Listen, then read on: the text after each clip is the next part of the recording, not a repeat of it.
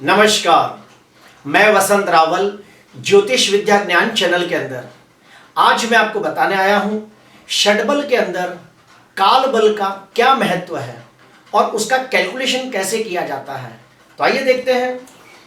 सबसे पहले मैं कहूंगा षडबल यानी कि 6 प्रकार के बल। इन 6 प्रकार के बलों के आधारित हम ये सुनिश्चित करते हैं कि ग्रह कितना शक्तिशाली है, कितना बलवान है, और ग्रह जितना बलवान होगा उतना ही उस ग्रह की महादशा, अंतर्दशा, प्रत्यंत दशा, सूक्ष्म दशा के अंदर वो ग्रह अपना अच्छा फल प्रदान करता है। पिछले वीडियो के अंदर हमने देखा था स्थान बल के बारे में। आज हम स्टडी करेंगे काल बल के बारे में। तो काल बल के टोटल 9 पेटा विभाग है, यानी कि हम दूसरी भाषा में यह भी कह सकते हैं कि 9 प्रकार के काल बल होते हैं।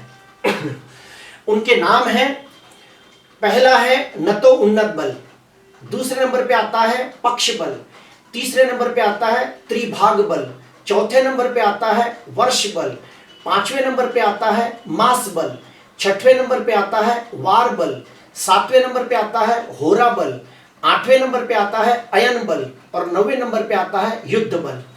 तो सबसे पहले शुरू करते हैं नतो उन्नत बल। नतोन्नत बल का मतलब होता है कि जो बल घटता है, बढ़ता है, कम ज्यादा होता है, उसे नतोन्नत बल कहते हैं। जैसे कि एग्जांपल देता हूं, दिन के समय सूर्य, गुरु और शुक्र को बलवान माना जाता है, लेकिन कब माना जाता है? पूरे दिन के अंदर जब दोपहर का समय आता है उस समय सूर्य, गुरु और शुक्र को 60 षष्टियांश का बल मिलता है। अगर दोपहर से सुबह के तरफ आगे बढ़ा जाए तो भी ये षष्टियांश का बल घटने लगेगा, दोपहर से शाम की तरफ आगे बढ़ा जाए तो भी ये षष्टियांश का बल घटने लगता है। उसके बाद आगे बढ़ते हैं कि रात्रि के अंदर भी काफी समय होता है। उसमें जो मध्य रात्रि का समय आता है, मध्य रात्रि के समय चंद्र, मंगल और शनि को 60 षष्टियांश का बल प्राप्त होता है। मध्य रात्रि से पहले का जो समय आता है, अगर उस समय जन्म हुआ हो तो ये षष्टियांश का बल घटने लगेगा। मध्य रात्रि से लेकर सुबह के समय आगे बढ़ेंगे तभी भी ये षष्टियांश का बल घटने लगेगा। तो ये जो गिनती की जाती है उसको कहा जाता है नतोन्नत बल। इसके अंदर एक महत्व की बात यह है कि जो बुध ग्रह है वो दिन को और रात को दोनों समय बली होता है, तो बुध को पूरे दिन में 60 षष्टियांश का बल प्रदान किया जाता है। उसके बाद हम आते हैं पक्ष बल। तो पक्ष बल का अर्थ क्या है? 2 प्रकार के पक्ष होते हैं, एक होता है शुक्ल पक्ष, एक होता है कृष्ण पक्ष। तो अभी सुनिए, शुक्ल पक्ष की पूर्णिमा के दिन, शुक्ल पक्ष की पूर्णिमा के दिन चंद्र, बुध, गुरु और शुक्र को 60 षष्टियांश का बल प्रदान किया जाता है। लेकिन पूर्णिमा से लेके जैसे जैसे तिथि आगे बढ़ने लगती है अमावस्या के तरफ, ये षष्टियांश का बल घटने लगता है और हर तिथि में 4-4 षष्टियांश का बल घटने लगता है। फिर से बोलता हूं, पूर्णिमा से अमावस्या तक धीरे धीरे जैसे जैसे तिथि आगे बढ़ने लगती है, एक एक तिथि में 4-4 षष्टियांश का बल घटने लगता है।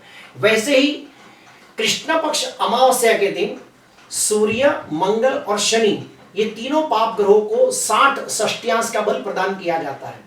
और कृष्ण पक्ष से लेके पूर्णिमा तक जैसे जैसे तिथि आगे बढ़ने लगती है ये षष्टियांश का बल घटने लगता है और हर एक तिथि में 4-4 षष्टियांश का बल घटने लगता है। ये जो गिनती हम करते हैं इसको हम कहते हैं पक्ष बल। उसके बाद तीसरा आता है त्रिभाग बल। त्रिभाग बल का मतलब क्या है? 3 भाग किए जाते हैं। दिन के भी 3 भाग किए जाते हैं, रात्रि के भी 3 भाग किए जाते हैं। तो भी ध्यान से सुनना, दिन के जो 3 भाग किए जाते हैं उसमें पहले भाग को कहा जाता है सुबह, दूसरे भाग को कहा जाता है दोपहर, तीसरे भाग को कहा जाता है शाम।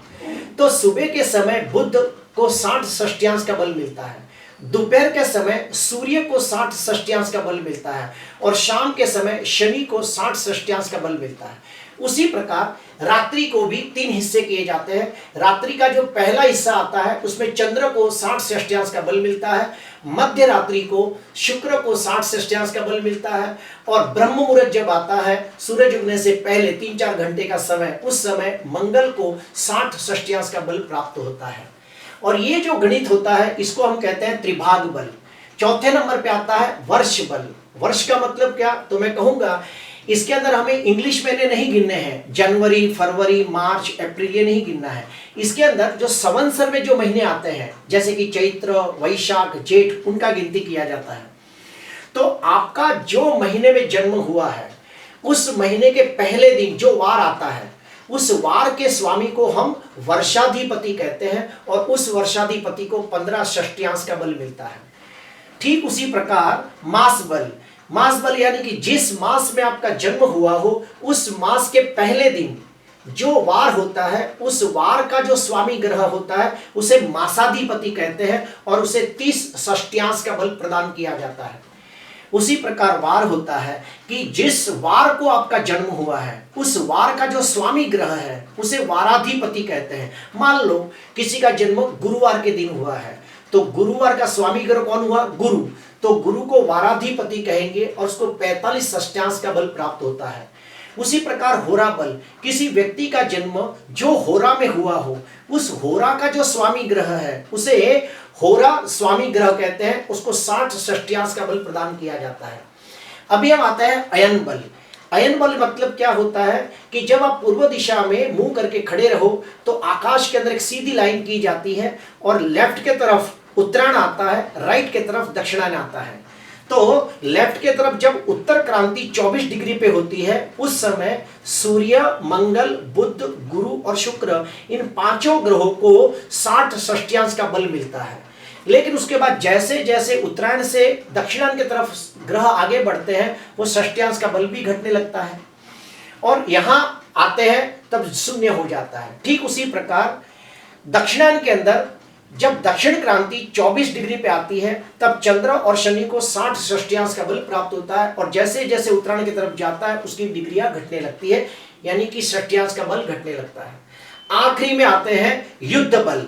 युद्ध बल का मतलब क्या होता है कि सूर्य और चंद्र को छोड़ के मंगल, बुध, गुरु, शुक्र और शनि ये पांचों ग्रह एक ही राशि के अंदर एक ही अंश पे जमा हो जाए तो वहां कहा जाता है ग्रहों का युद्ध खड़ा हो गया।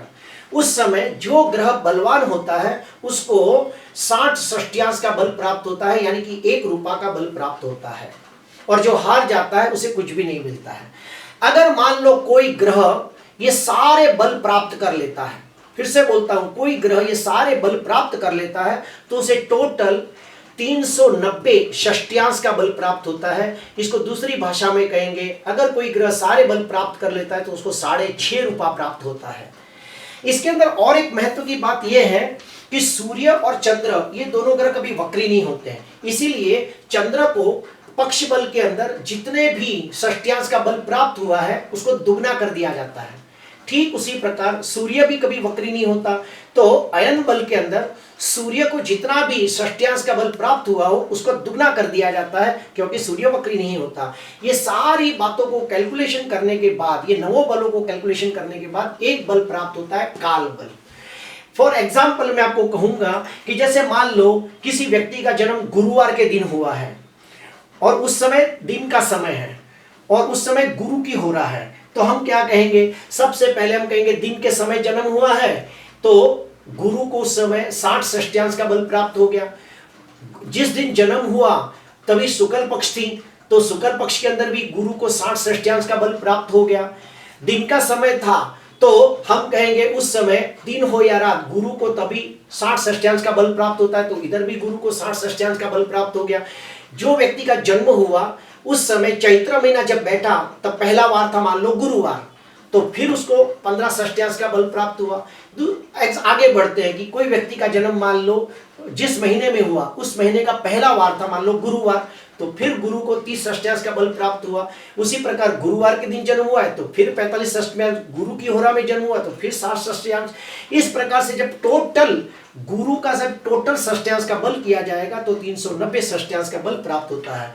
तो प्रिय दर्शकों, इस प्रकार से ग्रहों का बल चेक किया जाता है और सारे बलों को चेक करके फिर हमको षटबल के बारे में हमको पता चलता है।